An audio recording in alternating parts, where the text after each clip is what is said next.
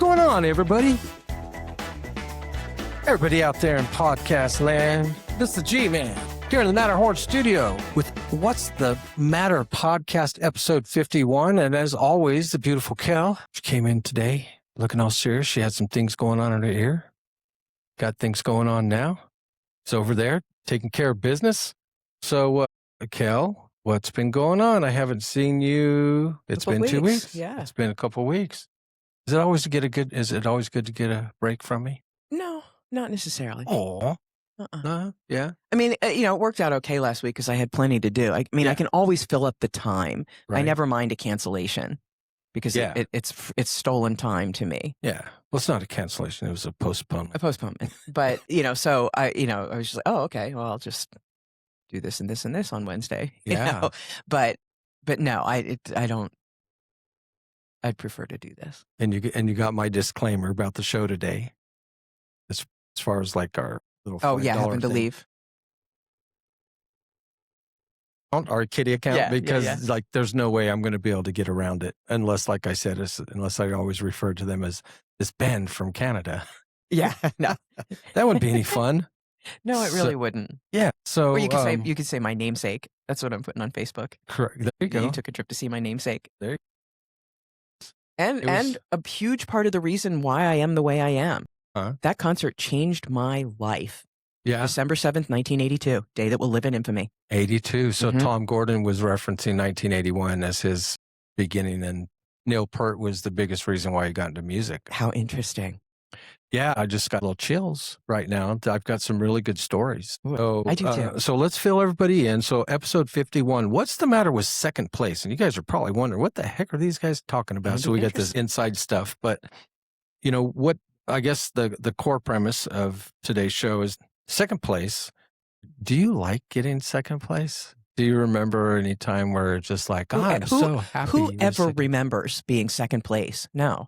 Well, sometimes you could because it would sting if it was something that you really worked for and after. I'm not competitive. I was forced to compete and fucking hated it. I was forced to be a competitive musician when I was as a flute player. But you can relate to it though. I mean, but we'll be talking about that.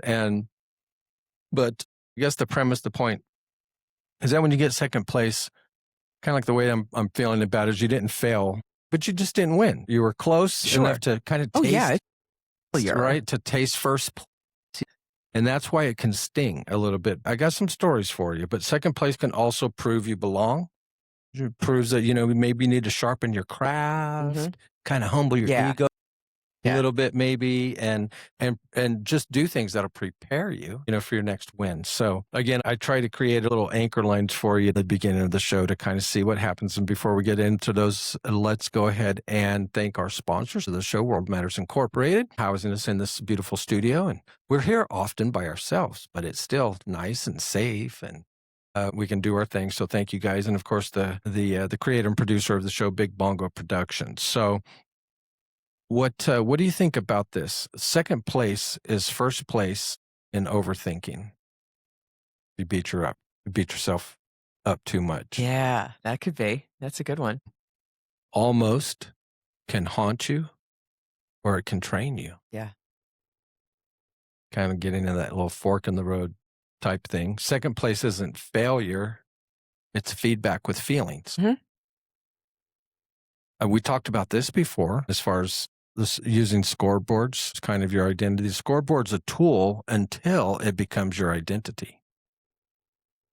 Right? Oh, absolutely. Yeah, that's I love watching you kind of think and ponder. Cogitate on it a little bit. You're like processing this. It's like I can see this little ticker tape spitting out. Yep. Thank goodness it's not like as long as CVS. CVS. Now, how about this one?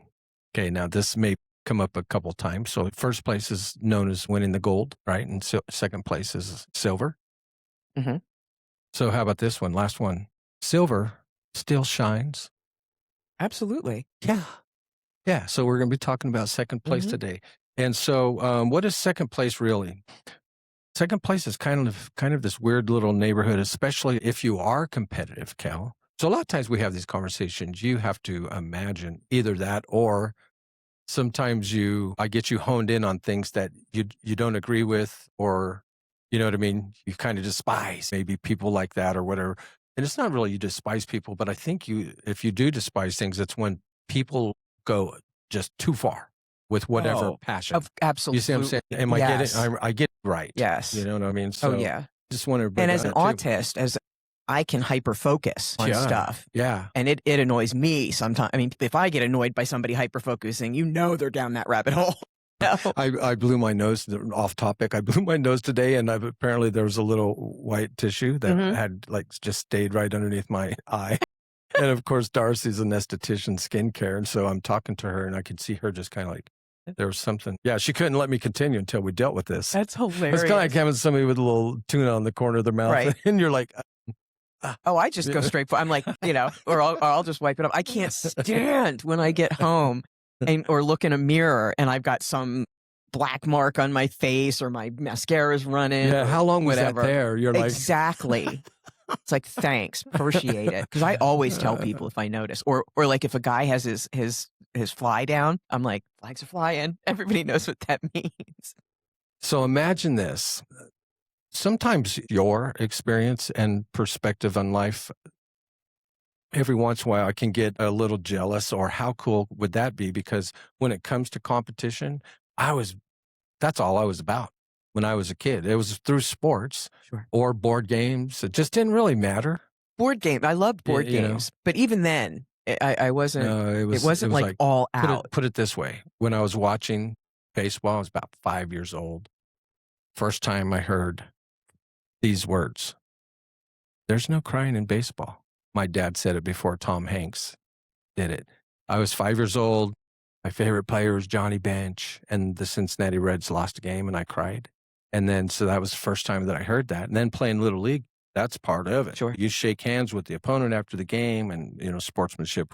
Second place, you didn't lose badly. I mean, and you didn't embarrass yourself. You're kind of right there, but somehow, I'm trying to tell you, somehow getting so close, it actually hurts worse than getting right. My case in point is there was no crying, right? But after that, the only time that I cried in sports, the loss hurt so bad. It was the big crosstown rival game. We hadn't beaten those guys in years, and we lost by 1 point with the chance to win the game, like less than a minute left, and they stopped us on a 2-point conversion play.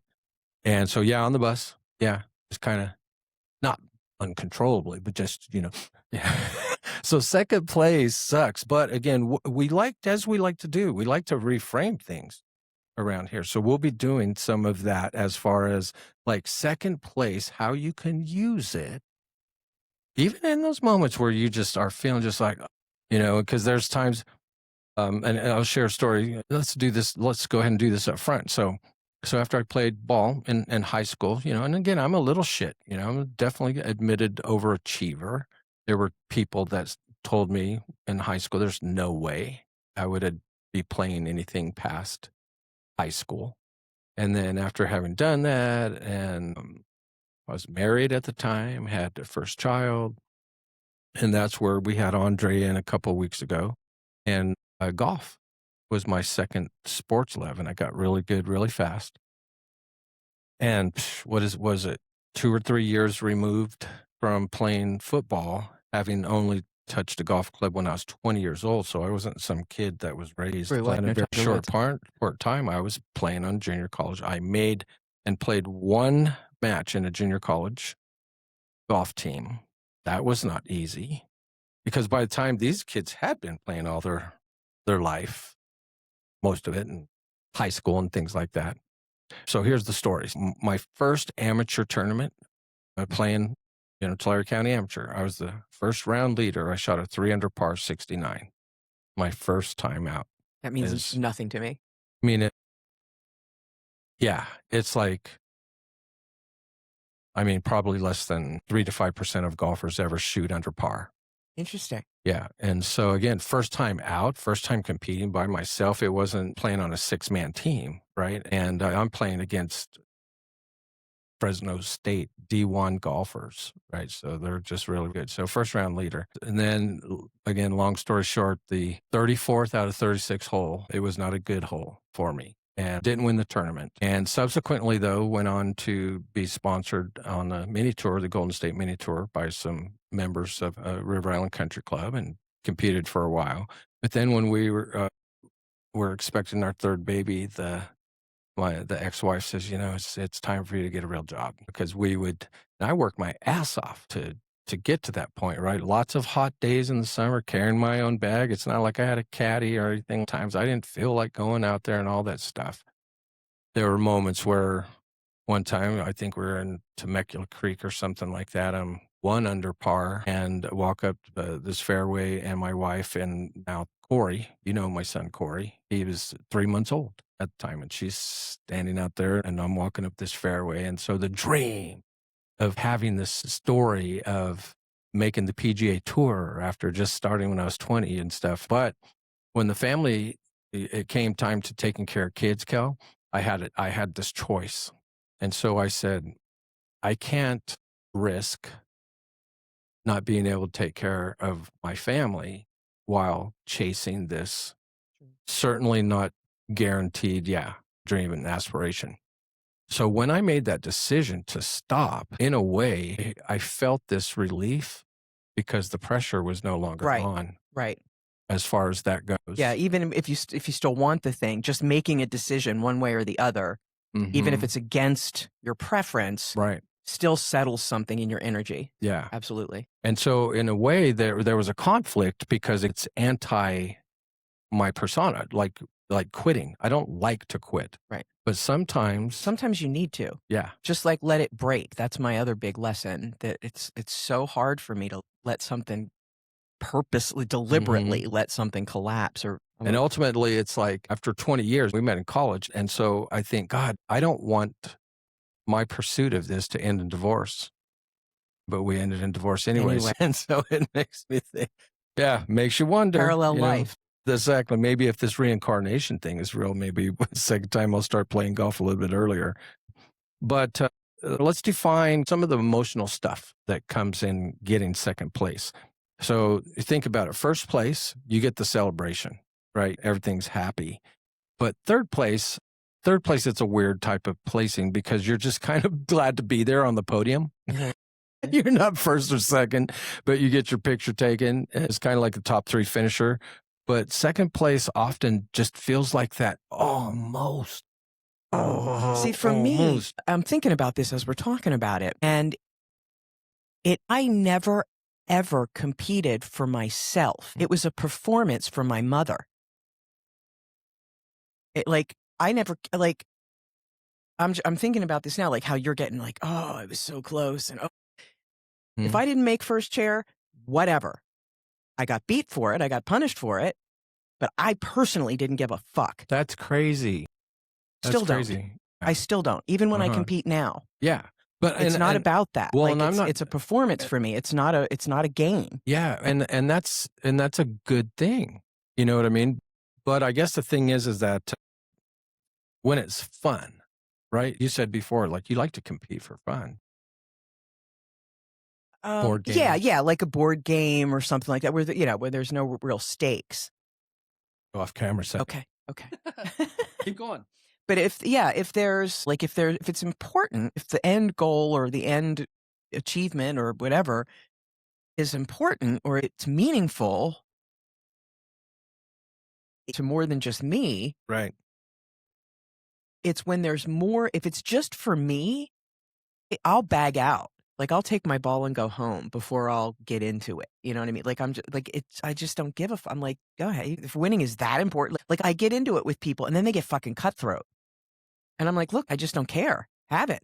Whatever. See ya. I can't stand that.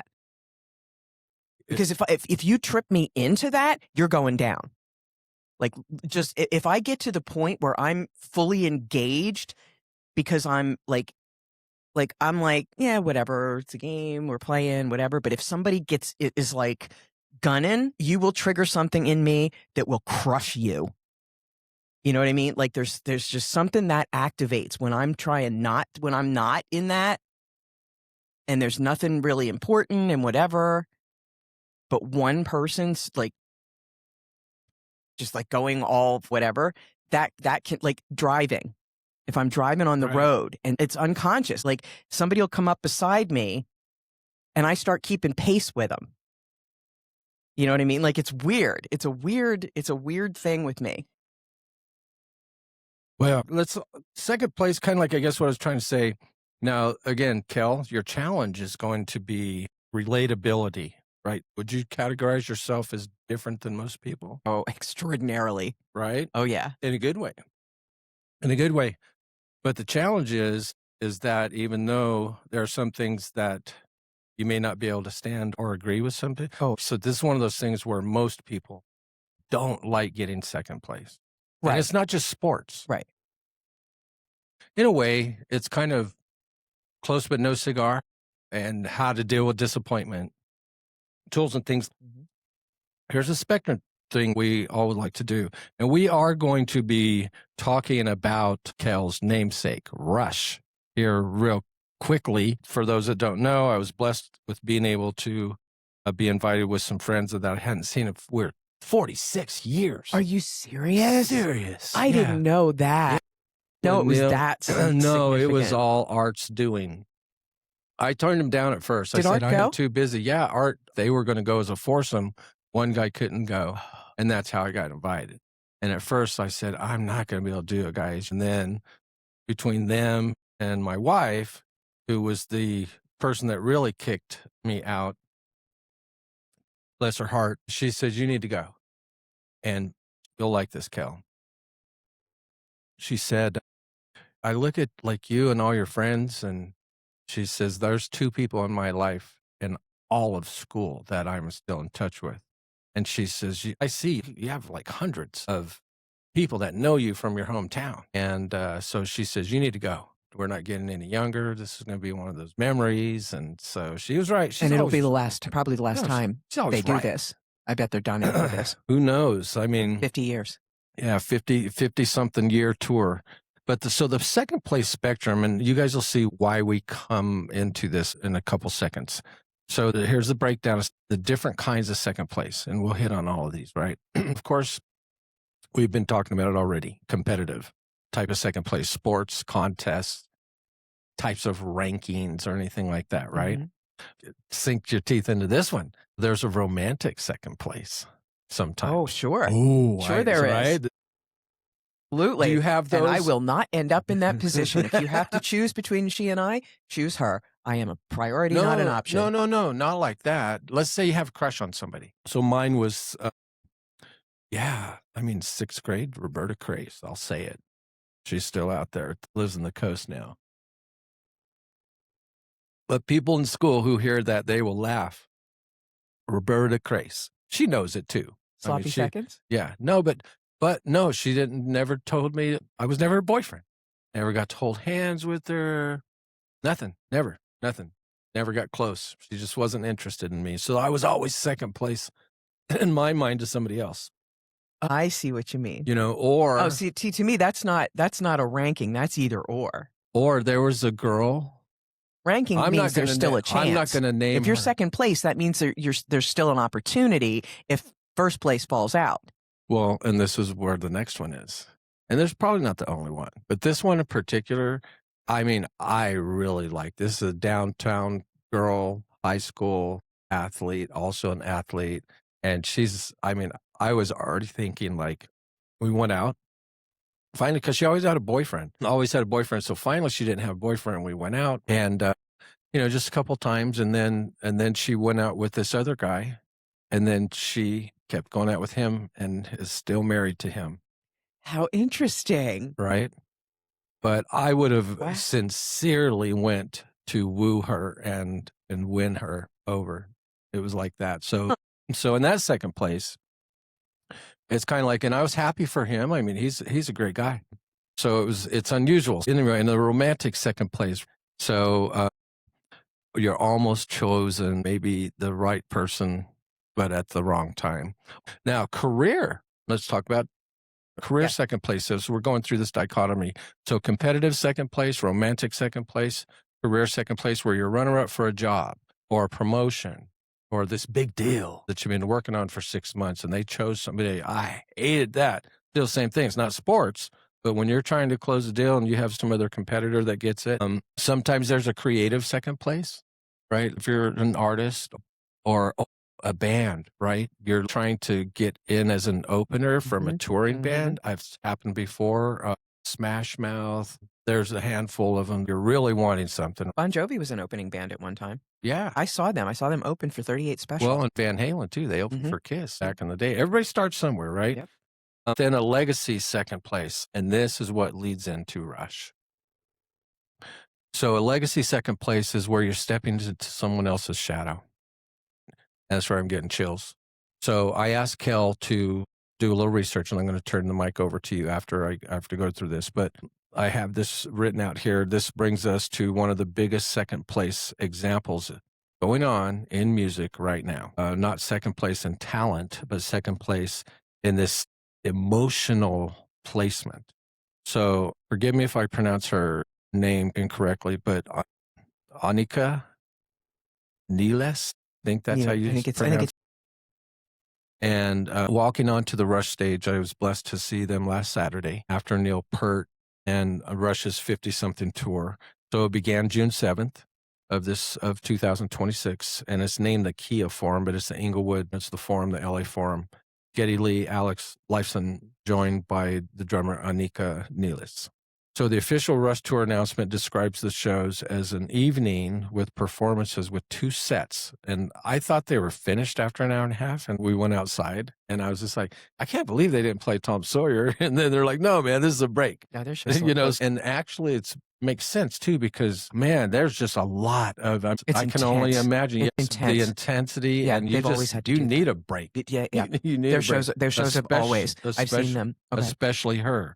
Right. Yeah. So anyway, so the official Rush tour announcement describes the shows as an evening performance with 2 sets, rotating selections from a 35-song catalog. So Nilles is a German drummer, composer, producer, educator known for technical precision, creative groove, and recent interviews describe how she prepared by deeply internalizing Rush's catalog rather than simply copying charts. So Geddy and Alex have framed her not as replacing Neil in this kind of cheap sense, but as a drummer who helped make this new chapter possible after a very intimidating audition process and a major chemistry breakthrough.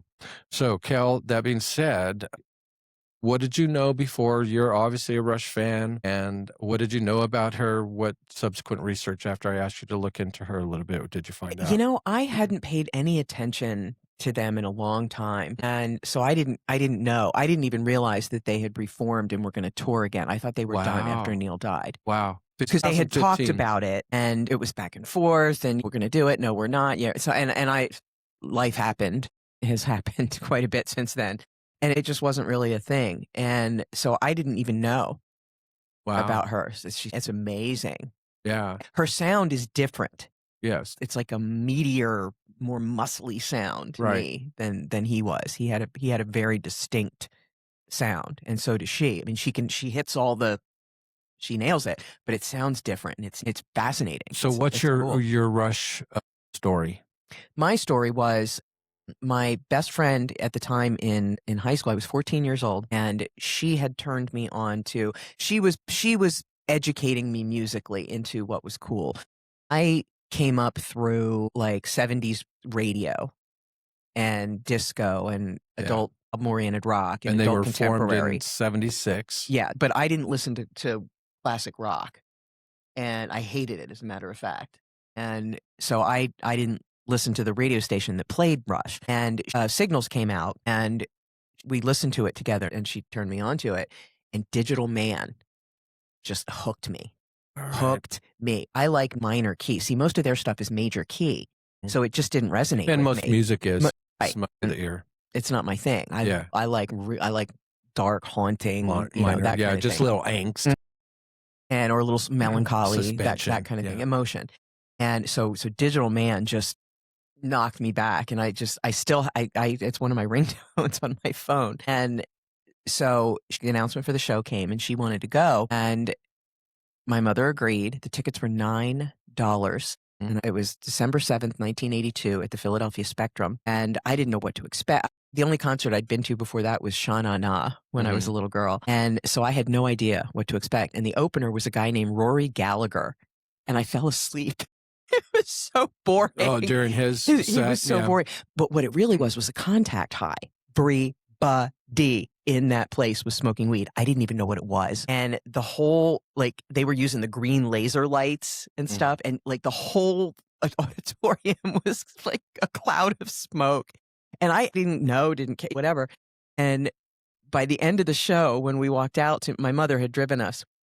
By the end of the show, when we walked out to find her, we were high as freaking kites. And we were giggling and laughing and couldn't find her. So do you remember the concert?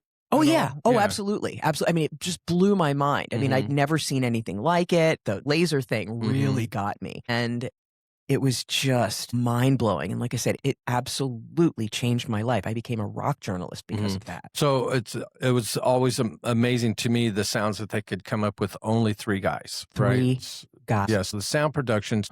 So then life happened. And so what have you found out about Anika?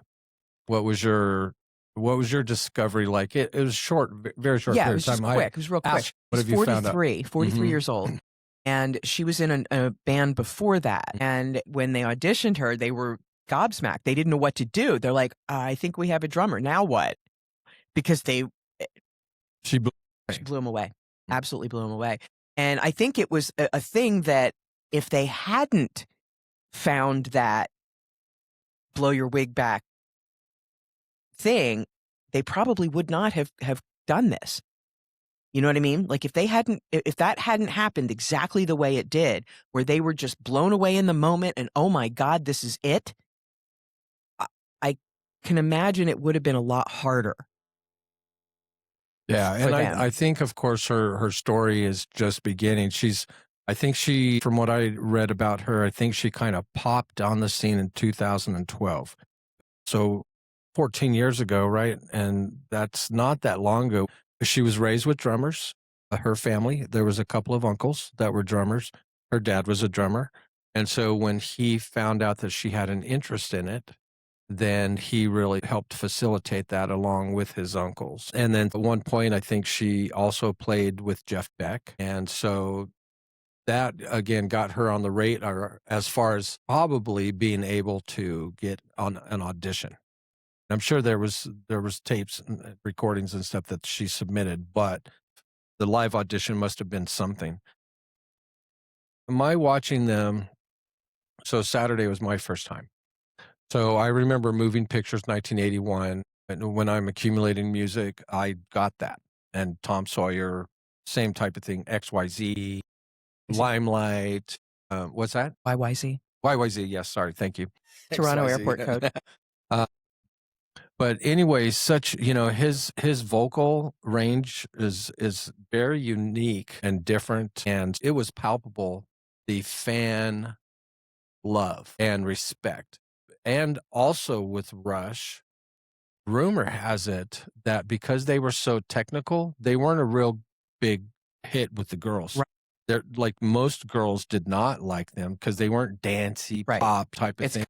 It's like was complicated with girls, but it was great. So the day was like this. So LA traffic, typically we got to the hotel, all that stuff, surprised some other friends that did not expect to see some friends that were in there. So I did a whole little coordination for, again, people that they have not seen since high school. Wow. So I'm like, you want to do this theme, Art?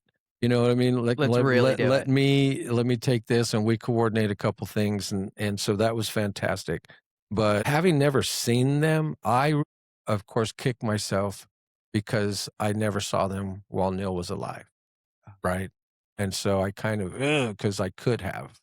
There's definitely times where I could have seen Rush, but I was just like, I'm just didn't do it for whatever reason. Yeah, life was happening. The last time I saw him was in Dallas at the Starplex, and I had a photo pass. So I was down in the pit, and Getty played with when you're a professional photographer doing live shows, you get the first 3 songs. Yeah. And then you have to get out.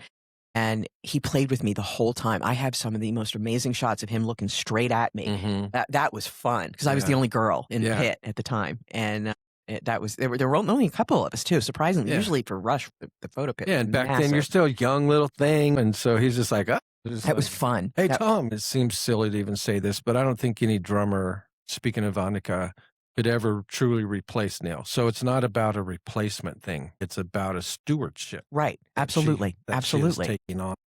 And have you ever had to replace somebody that was kind of legendary in your professional career? Like you replace somebody that somebody absolutely adored, right? Yes. Yeah. Tell us about that. Craig Moss here. Oh, that's true. Well, that's true. Mm. Yeah. Oh, yeah. We still need to go see him. Yeah, we do. Yeah. I'm gonna put that on the notes. Yeah. That was sheer luck that I found Christian in a day and a half after Craig quit. I got to get together with lunch with that guy too. Yeah, I would love to. I would love to do that. But their tour kicked off at the Forum was the band's first major tour return after a long break, 2015. And then Neil passed in 2020. So within 6 years. And like I said, it's kind of this opportunity for them to kind of, I don't want to say reborn.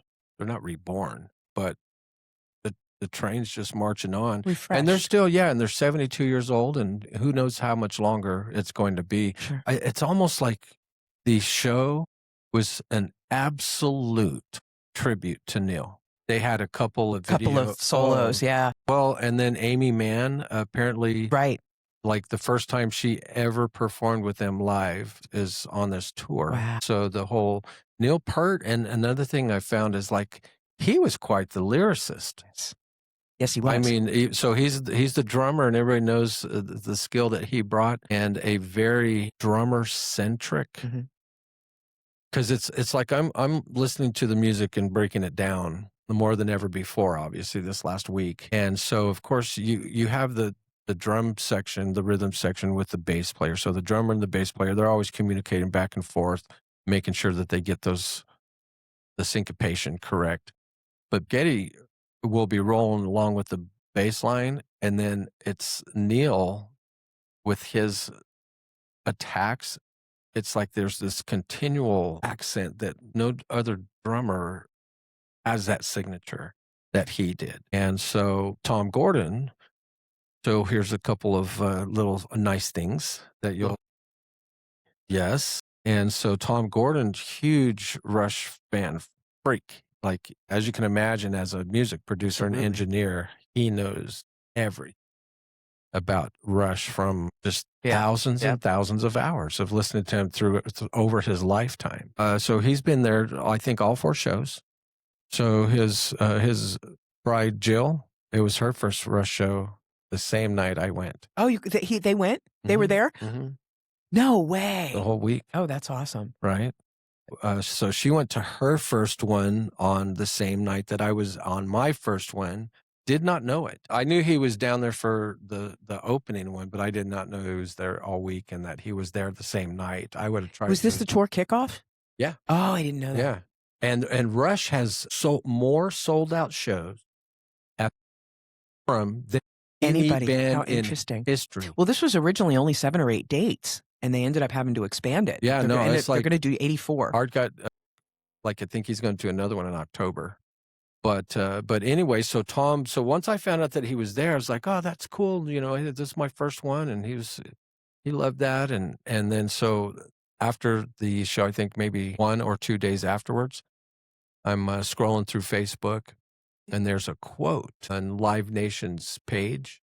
Actually, it was on Canadian musical page, but it was on Live Nation's website feed. Yeah, and who was the quote from? Jill Marlene about Anika. What did it say? It said that that she did something fantastic, and I can't recite it, but I saw that, and I'm crazy. like, and it said Jill Marlene via Facebook as the credit for the quote, and then so I put it on Tom's wall. I'm just like, hey, your bride was quoted. And so it blew him away. And, Did they get married? Are they married? oh, now? yeah. Yeah. And then, Jill was just like, what? And so anyway, that was a lot of fun. So, Rush, Kel, would you see them again? Oh, God, yeah. Right? Oh, in a heartbeat. All right, before we go on, go ahead and do this. So we're talking about second place. A little laughing crickets. Here's go. Let's talk about dogs.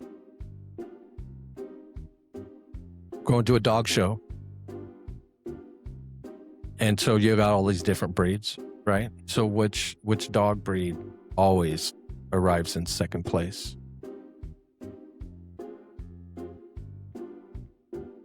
The silver retriever. There is such a thing? No, it's a joke. It's a spin-off golden retriever. Okay, God, that could be a dad I'm joke. autistic. Come on, That's I'm gonna have to take you to a comedy show. That's what I always tell Darcy. She's so serious. I'm joking around. She's like, no, honey, I'm joking. You need to go to a comedy show. Like, we'll get through this. You'll like this one, even though we don't talk about this often. But what cost $1 billion, but is absolutely worthless.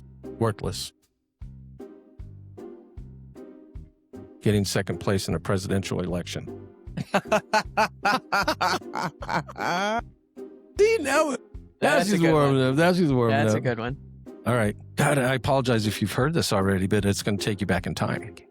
Okay, so a rope walks into a bar. You heard this one? No. Are you serious? I've heard rope walks into a bar jokes, but there's many. All right. So he walks in, takes a seat at the bar stool, asks the bartender for a drink, right? Bartender tells him, sorry, we don't serve ropes around here. So the rope leaves, goes into a second place. Their second place. He takes a seat once again, is told that the place doesn't serve ropes. So he's frustrated. And so he cuts himself into a bunch of different pieces and ties himself up into knots. So he's not just a plain rope, right? And then the next night, he goes and he scopes out this new place and he goes in and the bartender asks him, hey, you're not a rope, are you? And the rope responds, no, I'm afraid not. Okay. I've heard that. It was that one. It was that one. All right. God, I should be doing these crickets on some of these. All right. The man entered a contest to see who could chop down a tree the quickest. So he has a clear lead, but he starts swinging the axe faster and faster out of excitement, right? And with the tree ready to fall, he takes a misguided swing and chopped off both of his feet. He was just too excited, too busy, and he chopped off both of his feet. And so, but he stayed in the competition, gave it that old try, right? And he got second place. And so while being interviewed after the event, the man said, yeah, I had a good time, but the worst part about coming in second place was the bitter of being defeated.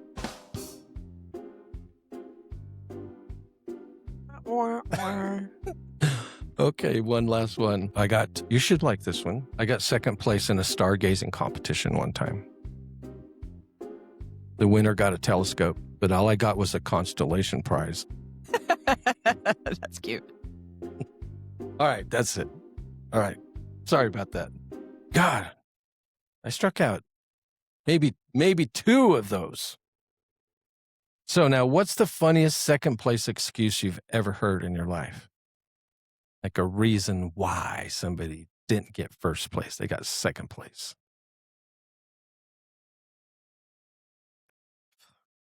People can come up with all kinds of excuses. I don't know. How about the judges were blind? Oh, yeah. Like a pageant, beauty pageant. Mm-hmm. My daughter got third place in Miss Nevada one time. I thought that they were blind. No, and there's always conspiracies in beauty pageant. The funniest that you've ever heard, what about, I wasn't even trying. Right? I got second place. Yeah. I wasn't even trying. Yeah, I didn't even want to win. I didn't didn't care. want to. Yeah. Winning comes with all kinds of obligation. Now, what about this? Man, my knee didn't hurt. If my knee didn't hurt, I would have done it, had an injury going on. They never say something like, well, the other person, the only reason they won is because they worked harder than me. You never people No, say right? it. The truth hurts. All right, so let's finish up on our Rush conversation. Okay, so second place, replacing Legacy, kind of, you have to, would you agree, like, for her to take this on, Kel, she had to kind of face potential failure? Not just from maybe not Course. getting the audition, past that. What Oh, if absolutely. after the audition, like, what went through her brain Sure. as far as just like, oh my God, what did I get myself into? You think it And, was yeah, and how would she potentially be like that? received by a legacy of half a century's worth of fans? That's what I'm talking Yeah, about. absolutely. That's exactly what I'm talking about. Because Neil Peart, he wasn't just the old drummer. No. He's part of Rush's identity. Think about that. So the band's identity passed away. Mm-hmm. I mean, as talented. Well, and when you're a three-piece, yeah, I mean, and as talented as Getty, I mean, there's no doubt that I don't know though, the musical construction, the composition, I mean, it was all three of them. But again, just the driving force of the songs. There was an original drummer, right? John Rutsey, I think was his name, before Neil Peart. And then he couldn't do it for some reason. I can't remember if he was sick or just didn't believe the band was going to do anything or whatever. But he was there too the other night. How neat. Right? Wow. I'm telling you, it was it was multiple chills. Oh, I bet. Having been there for the first time, I watched the arena fill up. We were there early. The whole bottom floor was maybe 25% filled. And I'm like, wow, is this thing going to sell out? Oh, packed. of course. It was packed. Yeah. Oh, yeah. There's no way it wouldn't sell out. And so, but was there an opening act? No. But for a lot of the fans, I know from talking to them, and of course, like seeing this man, Neil, he represented mastery, precision. And then, as I mentioned, I did not know that he was such a great lyric-driven person, but yeah, discipline. Yeah. And at this point, mythology, right? Mythic person. Yeah.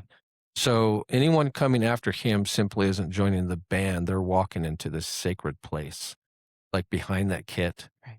Again, I'm getting chills. I don't know how many times this is going to happen, but I'm not a professional drummer. But at one point when I started in music, I was the best in the band, in the drumming section. I was number one. And actually, you know what? I correct that one. I was number one, but when I got to high school, I was number two. I was second place. David Ribeiro was number one. I just realized that because I was first snare. So number two, your first snare. Number one, you got to play the tritones, which I. Oh, those are the best. They're the best. Oh, that was my favorite. So Cadence. fun. So fun. And we our triplet line was black. Nice. Oh, they were so good. Yes. Band was my life in school. If I was forced into playing flute at 7, wasn't my choice, and I hated the competitive stuff, but marching band was my that jam. Yeah, that was my jam. I was Mama Bando. But so I think I'm driving this home pretty good. So Anika, she's not the second best. She's second in sequence after this giant was there. It's a different kind of burden. Like Matt Sorum, right? When he came in and became the drummer of Guns N' Roses, they were both capable. And it's not like he came in and did anything good or bad. He kept the thing going. I mean, it's just different. This role that she has is replacing this drummer god. Right. At least for this band. And this band that's went over 50 years. So they get that kind of that homage, that respect that a lot of bands never get to. Legendary status. That's what I'm saying. Legacy, whatever you want to call it. Yeah. So who is Anika Nilles? So she's a German drummer, a composer, producer, educator. As I mentioned, she's known for technical precision, creative compositions, and this energetic groove. Built a strong reputation in the drumming world before Rush. She toured with Jeff Beck, highly respected by players. Her preparation for Rush involved listening, chunking, and internalizing feel, not simply memorizing these charts. So Tom Gordon said that she played about 85% of what Neil recorded, like perfect. Right? So think about that. He could actually break it down, and he was like in tune with all these I could do that. signature- I can do that with. Yeah. Yeah, Danny Carey. Ooh. That's number one to Favorites. me. To me, he's the best in the world right now. And so, anyway, she's not pretending to be Neil. No, not even close. Her, Affecting- like I said, her sound is. I mean, her drums aren't tuned to his sound. They're there. Oh no, it's A lot yeah, thicker. It's different. It's different. yeah. I mean, she doesn't have his circular kit, Mm-mm. like in totally circular. But again, I mean, she's nailing it. I mean, what she's doing, I think she's respecting the language, the Rush Absolutely. language. She's respecting that. Mhm. She's But not, she's not mimicking it. because sometimes musicians, like, they want to make it their own. They want to put their course. mark Of on course. it, right? They don't want to copy Right. or emulate another Right. musician. But again, what That's not the she's assignment. doing, that's the assignment. Mhm. Well, that it is here. Right. That's It what I is mean. here, It's the yes. assignment. Like the assignment isn't to put your own flair into it. Yeah. It's the assignment is to follow the process. But she still manages to put her energy into it. How do you perform? I mean, theorize this. So how would you expect to perform when some people come prepared, not to accept you? In other words, some people are coming. Yeah. I mean, she flew Right. first 90 seconds. Okay, so she lost a stick. She didn't she dropped it and in a split second grabbed it back and kept going. So it could have been this kind of catastrophe. And so in that moment, just the first 90 seconds in the first show, the first 90 seconds, she drops and it was like Didn't miss right a there. note. Oh yeah. And she kind of sweeps underneath. It was like one fluid, like look it up. Wow. You'll love seeing this. 'Cause the show You is know. already online. It's Oh on yeah. YouTube. It's like I can I saw already part of it. like, yeah, they already have like two hours, but it's not going to be like when they produce it because they've Well, of got course the not. professional course. cameras and then you still got the But I got to somebody get said an like idea. concerts like that, yeah, you're trying to with the sound, you're trying to kind of like put the ocean in a glass Right. type of thing. Sure. So, but some of them are It pretty wasn't good. bad though. Is second place sometimes the most courageous place to stand? I think so. I think so. Yeah, I mean, because it's Because you're dealing with your own and you- energy of loss plus Right. the judgment of and- others. in the moment too. And you're confronting all the hard work you put into it wasn't good enough. You're confronting worth. You're confronting. What do you think about this Merit. challenge for Anika? What does it take to be yourself while honoring someone else's legacy? Because she's definitely honoring his legacy. So what does she need to do to be herself? Because she's herself, I'm sure, with her bandmates, but I'm talking She- like the public, right? I think she just has to be herself. Uh-huh. I mean, just by virtue of the fact that she's a woman changes the whole conversation. Yeah, I was thinking about that too as I was putting this outline together. So it's kind of like music has been a man's world, especially when rock came, right? The guitarist, the bass player, everybody, it's always a man, right? So in the drumming world, certainly dominated probably by most males. And then you have, of course, females that did become part of bands, but the first they gravitated to was vocal, which makes sense. And then you got Lita Ford that comes in, and other than Hart Zorro. and Pat Benatar and all these other Joan rockers that Joan Jett. Yeah. Yeah. And so, but there are not too many female drummers. It is something else because I'm watching her. And like Neil said, I saw an interview with him where he was talking about, I'm not going to be able to do this forever. And they're like, well, really? Like, there's a lot of people that like go until they're older. And he goes, have you watched me? Do you see like what I do behind the kit? It's not like, he said something, I can't remember the drummer. He's just I like, make it look it's not easy. like I'm so-and-so, you know, Right, which is a right. drummer reference. Like he just has this no life beatings. It's like Yeah. maybe a couple. Charlie pills of Watts. I think that may have been it. So very physically demanding. And I think sh- that's the main reason there aren't many women. It takes a Just- physical endurance that we just Yeah. aren't built for. Darcy, that's what she said. She goes, "You're smitten by her," and I'm like, "No. I mean, it's I'm not more like that with fascinated. her." Not in and a- then she goes, "No." She goes, "From a professional musical musical standpoint, you are standpoint. smitten." I'm like, Oh, "Absolutely, sure. No question. Oh, I will admit that all the time." I mean, the whole entire concert, I was watching her. Sure. Why wouldn't you? I mean, you know what the other two look yeah. like. Well, and they were having fun. Tom pointed out that Alex flubbed things up the most, more than anybody. How funny. I Right. didn't listen to it. I'll go back and watch the whole show. I did bits and pieces just to see her, but So, and Getty's voice was he's not maintaining pitch very well. It sounds solid. Like it's not like Brian Johnson or it's not racked out. he's got a But tough job. He's having a hard time holding pitch. Yeah. It there was all some over the place. there was a little bit of fatigue. And so, but it's his own fault. He's the one that created that stuff. So, hey, the second chair lesson. So, first chair gets the mythology, second chair gets the comparison, but the second chair also gets the chance to prove that continuation is not betrayal. Yeah. Now, That's a good point. I'll I like read that. something to you, and then I'm going to have you comment afterwards, and because we're going to tie this up with Rush. So, when someone beloved, legendary, or irreplaceable is gone, next person who steps in often gets judged before they even begin. Fans, family, companies, teams, communities can feel like moving forward dishonors the person who came before, right? So that's something, again, that we hit on. So Neil Peart, he's not just the drummer who used to be there, because for many fans, he is part of this emotional and creative soul of Rush. And so when Anika steps in, some people have these potential conflicts of, can this still be Rush? Was it disrespectful to him to continue? Is this Right. something that he would have wanted someone to come in when he can't really be replaced? So point here is that continuation is not replacement. As I said, it's a stewardship that she's now taken. So her job is not to erase Neil Peart. It's not to outdo him, imitate him perfectly, like we spoke of, or pretend that the loss of Neil didn't happen. Her job is to honor the music well enough that it can keep breathing in front of the people who still love it. That applies far beyond music. So getting into this, Cal, so a new spouse, after somebody has lost a partner, is not betraying the past.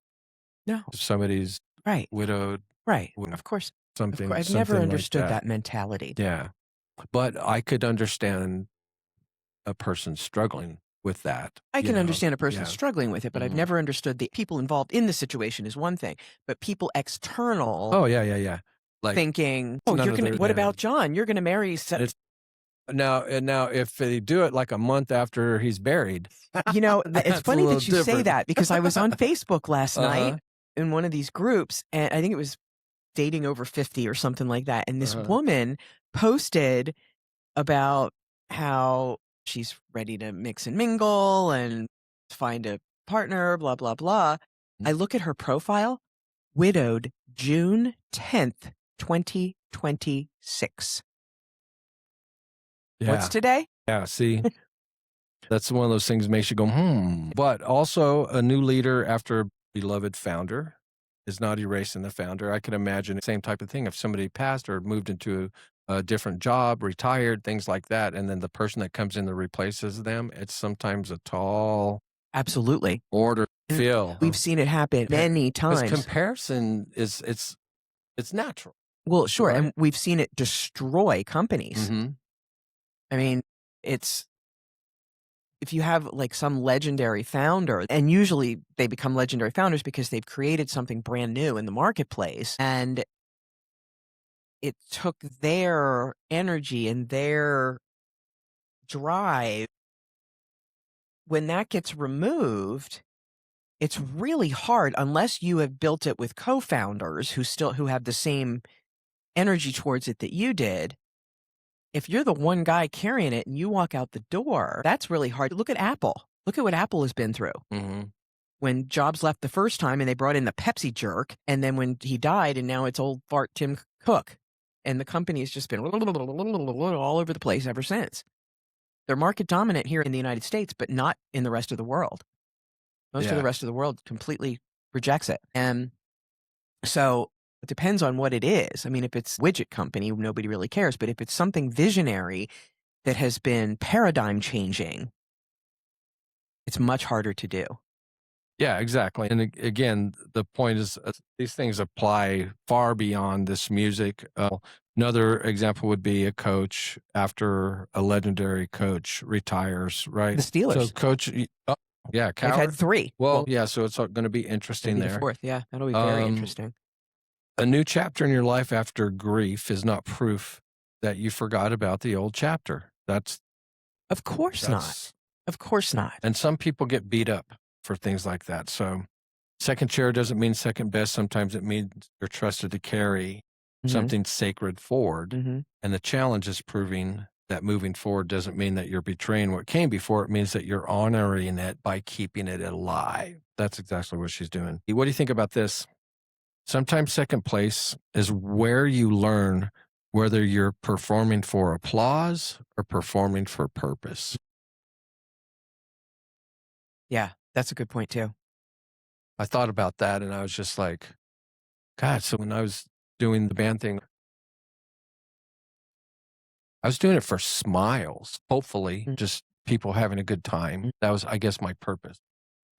But there's times too where the applause after you're done, after a song, after your set, the applause, if they're not applauding, that's not a good thing. Yeah, and see, that's always been weird to me. Yeah, what do you mean? Like getting applause or I've been so unrecognized and unheralded for huge, massive things I've done that now it feels gratuitous. Yeah. Don't bother. Yeah. Don't applaud. But no, but I'm talking about from a musical standpoint. If you're a band on stage and then Oh, sure. nobody's applauding after you finish, yeah, that's not a good sign. yeah. No, I can't imagine. All right, let's do Unless it's a new band, like just some local band. But like if it's like a big, yeah, exactly. I can't imagine like a big one of our Hey, big bands. and it happens. Shoot, Nickelback, they walked off stage before they Really? Oh yeah. Oh, well, yeah. they suck. So I mean, no wonder nobody reacted. Yeah.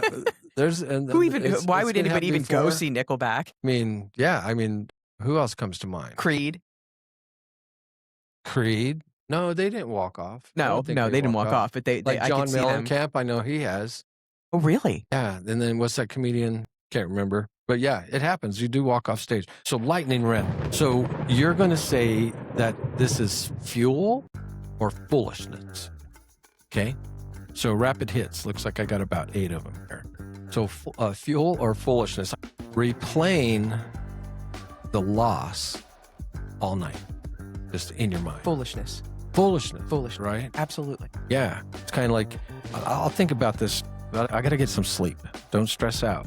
Okay. Fuel or foolishness. Blaming the judges. You're in a contest, obviously. Blaming judges. No, it's foolishness. I mean, even if they were wrong, you're not going to get anywhere with that. Exactly. That's exactly right. Look at the Patriots. Fuel or foolishness. Congratulating the winner. Absolute fuel. Right. Exactly. Absolute fuel. I love it. Fuel or foolishness. Posting, I was robbed online. Please. Unless it was obvious and you've got a whole cabal behind you going, yeah, you were robbed. We saw it too. No, don't do that. Fuel or foolishness. Quitting because you almost won. I love you're thinking about that because it's like I told you about that earlier, right? There's some nuance there. There's a lot of nuance there. Only if it's such a pivotal moment in your career of whatever it is you're doing in that competition, like where it's like, if I don't win this one, I'm done kind of thing, or I've done this for so long and I only ever get so far. That's one thing. A rage quit? No.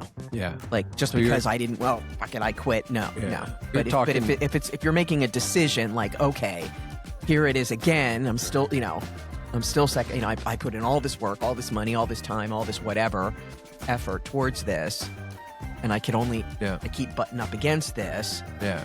It's telling me something. You're talking about the point of diminishing returns. Yes. Fuel or foolishness. Trying to copy first place. Exactly. Absolute foolishness. Right? Yeah. That doesn't work. And that would depend too, though. Like if it was... It would depend. If it's a very procedural, step-based... technical formula. Thing where there's no nuance involved or there's no personal skill or whatever involved, that's one thing, but that's so rare. Right. Almost every competition It's about the personal energy you bring to whatever the thing is. The thing is the thing. It's all the same, Right. basically. It's the energy that the players bring to it or the competitors bring to it that even make it a competition. So, Last one. Fuel or foolishness, saying I don't care when you do absolutely care. oh, that's foolishness. If Yeah. it's not true, don't say it. I mean, yeah, just like don't front. don't lie to yourself. Don't front. Right. Let's see here.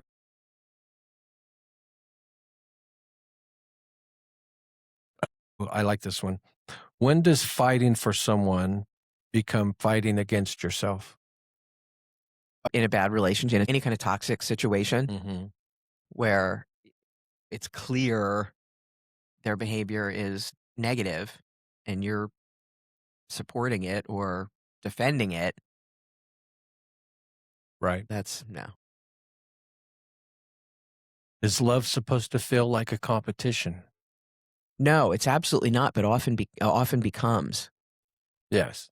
Yeah, no, it And absolutely shouldn't. I would agree with that, and also what Art pointed out is that as long as the competition is fun, Well, sure. Yeah, if it's Yeah, if it's playful, whatever, playful. and it's a known competition, like a state, Mhm. like we're going to play a game and I'm competing against you. yeah, Most competition in relationships is completely subconscious. yeah. I am the backgammon king, and she Ooh, is I the used to love cribbage back- queen. Interesting. I haven't She played either in a long cheats. time. No, by that I mean What about she- Mahjong? Come back. You said it before. She taught me how to play, but she didn't teach me how to win. Exactly. She denies it. Now, what did you think about this? If you have to campaign for a role, you may not be the lead. You may not be the lead dog. In other words, I guess this point is your work should be able to speak for Yeah, itself. but no, Mm. I'm going to disagree with that one because in a world where attention is currency and there are 8.2 billion of us all trying to earn it, Right. I see what No. you're saying. no. Yeah, and it may be situational Yeah. because it depends on the context when what you're doing. What would be an example? Let's go workplace. Let's say that you were vying for a promotion with another coworker, Okay. and then you're taking everybody out to drinks, out to work, and talking about Fuck why yeah. you deserve the job and stuff. PR campaign? That's what Hell you're saying? yes. Hell yeah. Absolutely. Personal marketing campaign? Okay. I'm all for it. Mm-hmm. I'm all for it. Interesting. I've done that. I like It works. All right.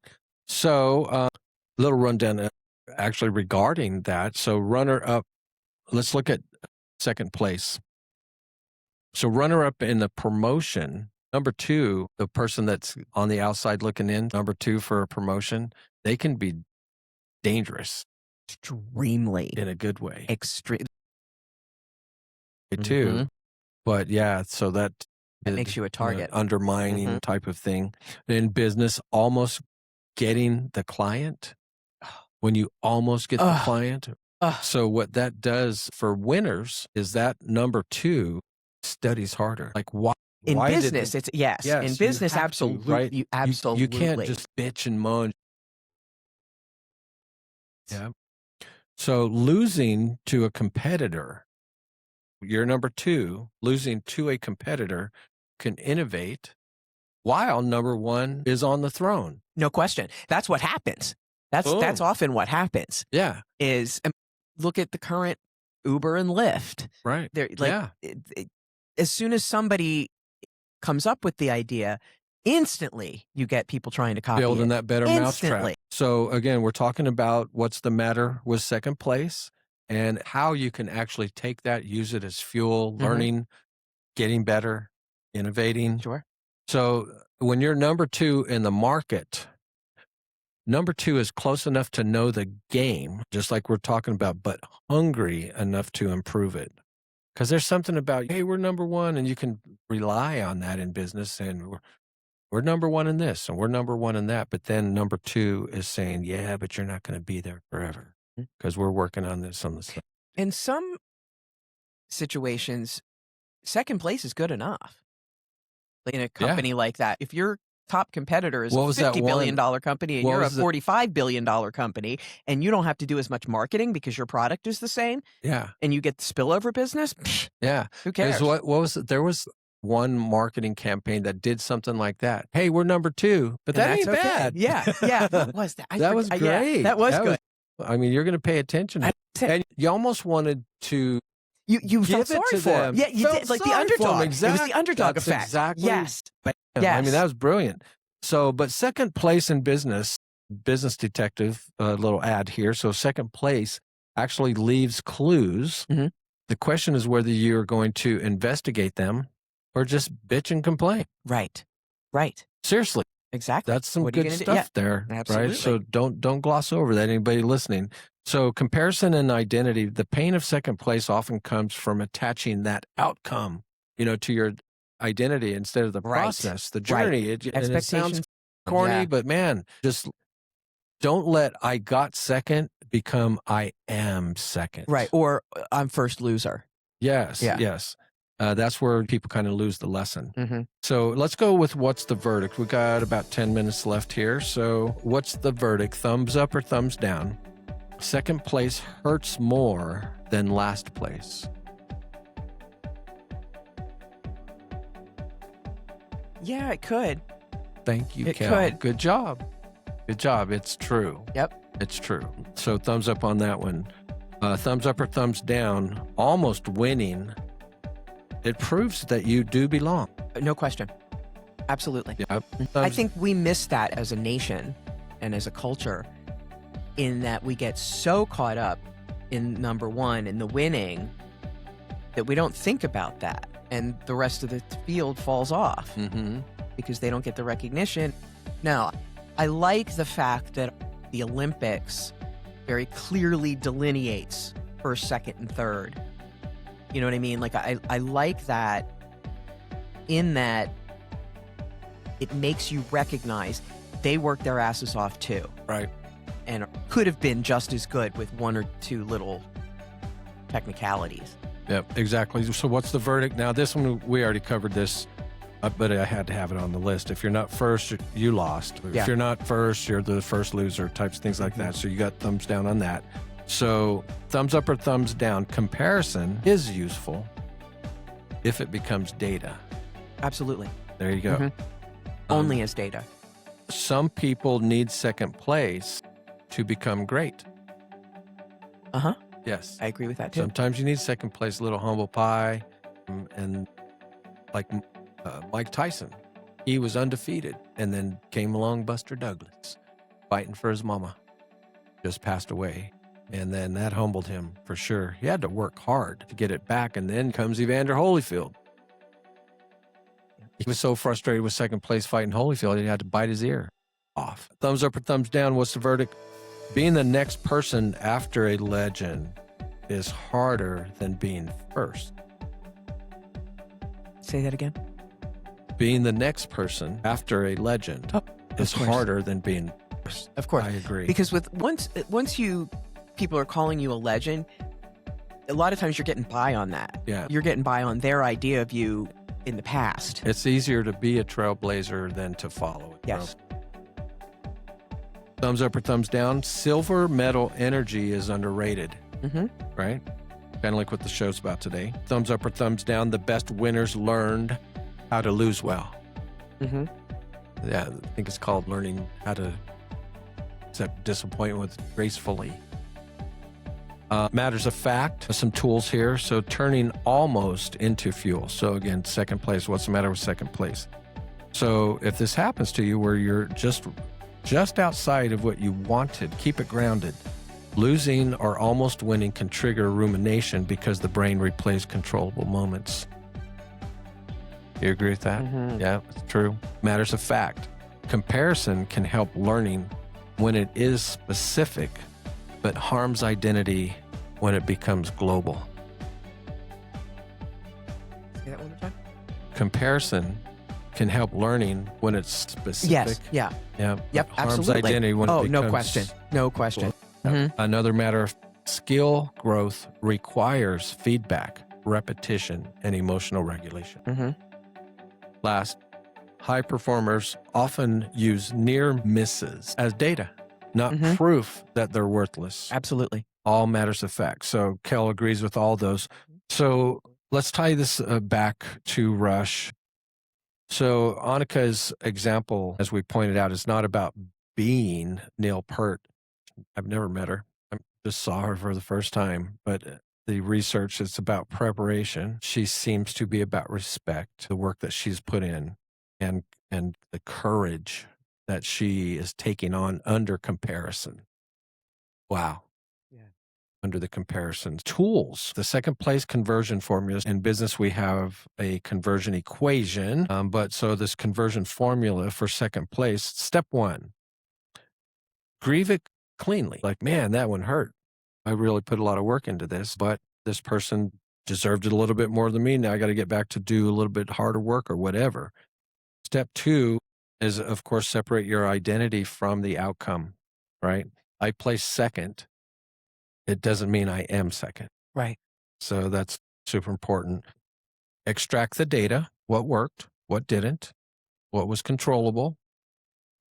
Can I do something about it? What can I not do something about? You can't do something about somebody, says, about their age. If being against somebody younger than you that may have something that you don't because of a youthful or height in basketball, different things like that. Choose one upgrade. Step 4, not a personality thing, right? Not personality rebuild, but just one fix. So own that you got second place. That one hurt. Don't pretend if it's something that you really wanted. Separate your identity from the outcome. Extract data that you can use. And then choose one upgrade, not a personality rebuild, one fix. So again, athletically, maybe you need to stretch more. Maybe an extra half hour before the day or at the end of the day, something like that. Maybe it's doing an AI course. Maybe there's some inadequacies in the workplace and you're not catching up, being up to date with things like that. So choose one thing that you can upgrade and then re-enter the arena. If it mattered, don't let your almost moment be the end. So second place, kind of recalibrate, then jump back on that proverbial horse. Now, what about an audit?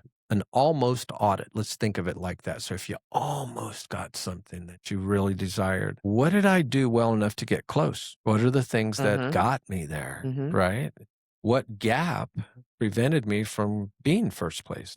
Am I mad because I lost or because I know that I could have prepared better? That's a good one.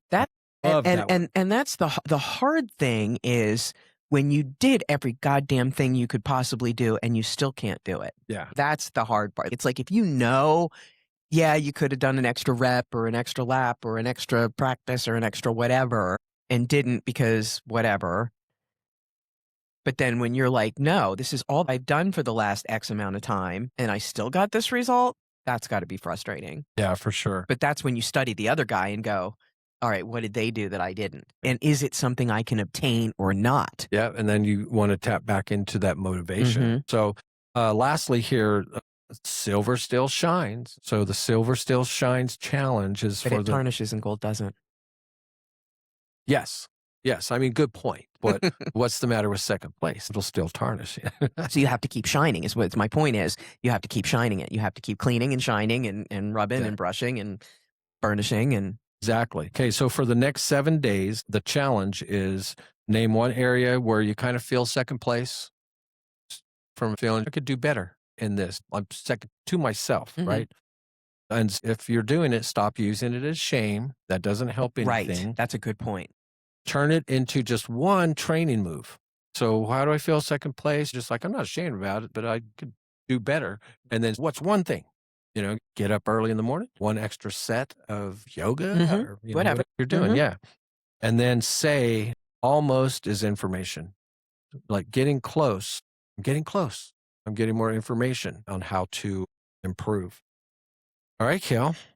Well, I mean, that's all I got today outside of the laughing crickets fiasco. What are some of your feelings about the show today? I thought this was really, really interesting.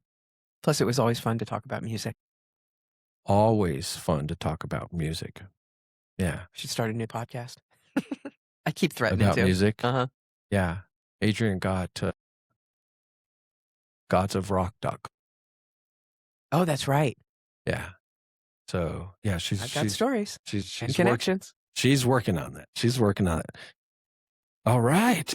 Well, thank you for listening to episode 51 of What's the Matter podcast show. Today we talked about second place, that strange place where you didn't exactly lose, but it doesn't feel like you won either. So we looked at competition, love, career, comparison, and the pressure of stepping into someone else's shadow.